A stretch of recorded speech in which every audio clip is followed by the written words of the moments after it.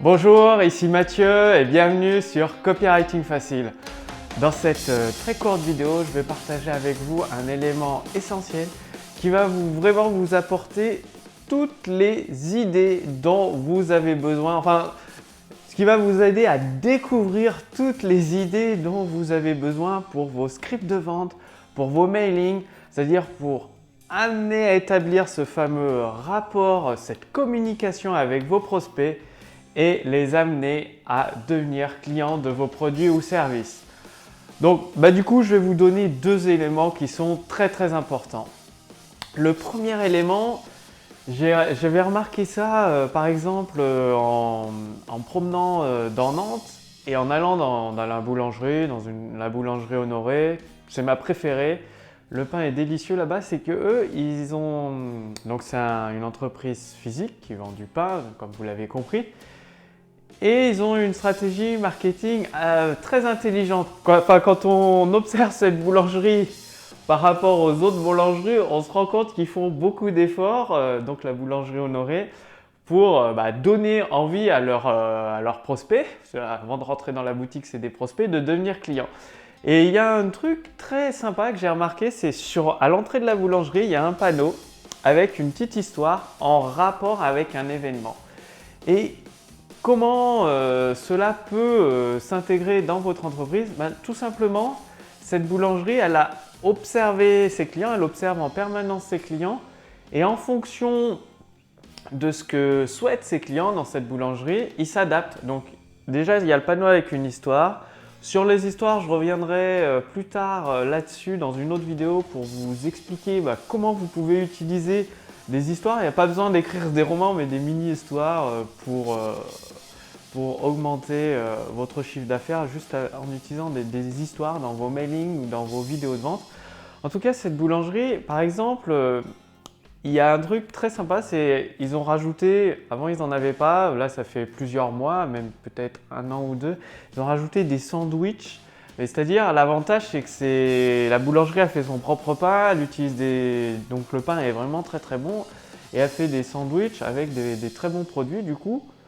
La personne c'est dans un coin où il y a beaucoup d'entreprises, la personne vient le midi pour prendre un sandwich de très bonne qualité et la personne a l'impression, en tout cas souhaite manger correctement. Il y a les sandwichs, également ils font du pain avec du pain original, on va dire, avec des graines et tout. Et tout ça en s'appuyant pour se différencier des autres boulangeries et en écoutant leurs clients. Globalement, une boulangerie, tout le monde achète une baguette. Et si vous êtes, si vous avez, la boulangerie ressemble à toutes les autres, bon, il n'y a que le prix qui joue. Or que cette boulangerie-là, par exemple, elle a des créations de pain faites par ses apprentis et elle les met en avant. Je crois que c'est chaque mois, il y a un événement dans cette boulangerie. Quand je dis événement, c'est tout simplement un nouveau pain qui est mis en valeur avec une petite promotion, un petit texte, une petite histoire. Donc ce pain a été créé par l'apprenti Jacques qui partage avec vous sa création. Et c'est des petites touches comme ça. Et le conseil que je souhaite vraiment partager avec vous, c'est l'observation. Observez votre environnement. C'est-à-dire, l'analogie classique, c'est ne faites pas comme les vaches qui regardent les trains passer, c'est-à-dire qui regardent la vie passer sans en profiter. Non. Vraiment, à chaque fois, observez votre environnement, quel que soit l'endroit où vous êtes. Observez vos prospects, écoutez-les. Ça, c'est le deuxième conseil. J'y reviens dans un instant.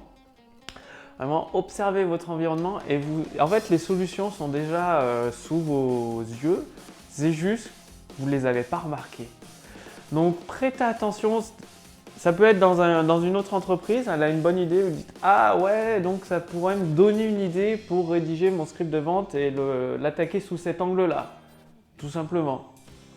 Ou vous observez vos prospects, comment ils agissent, comment ils réagissent à vos emails, à vos vidéos et vous dites « Ah là, en fait, je ne sais pas si vous remarquez que sur 100 visiteurs que vous envoyez sur votre page de vente, vous n'avez que 2 ou 3 clients.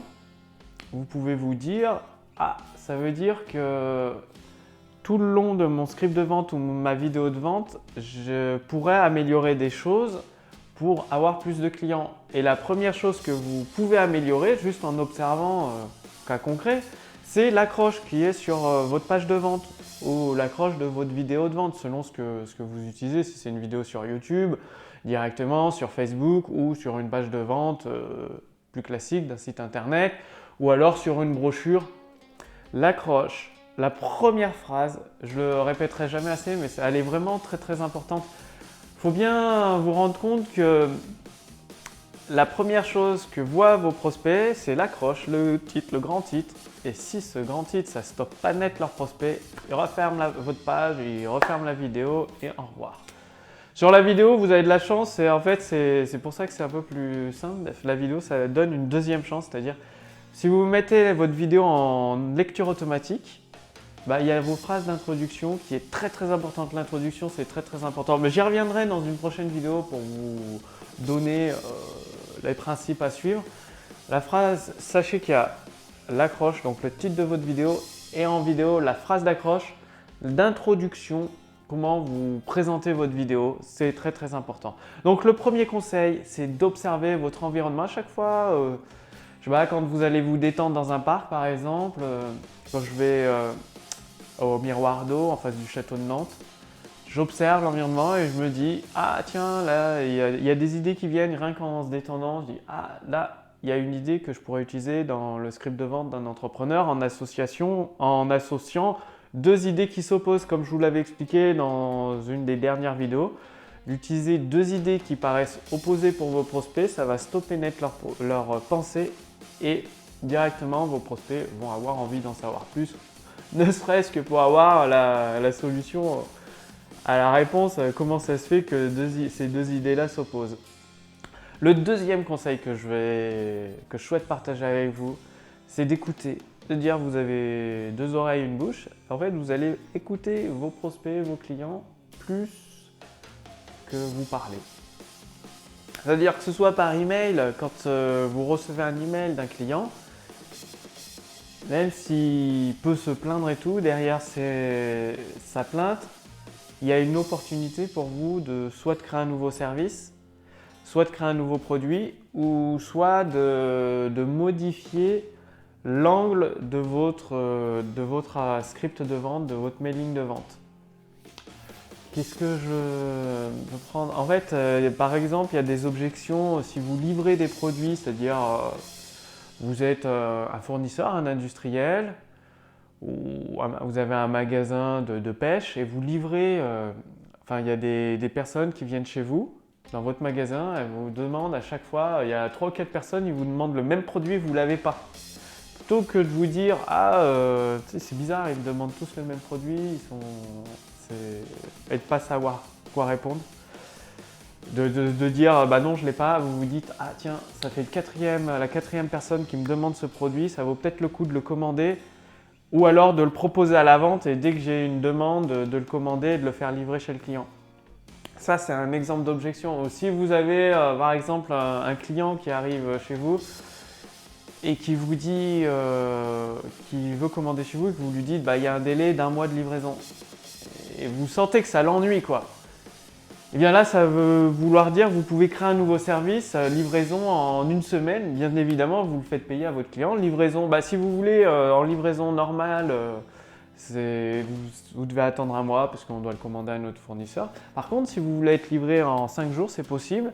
Nous avons le service livraison express. Ça vaut XX euros et vous pouvez le facturer à vos clients.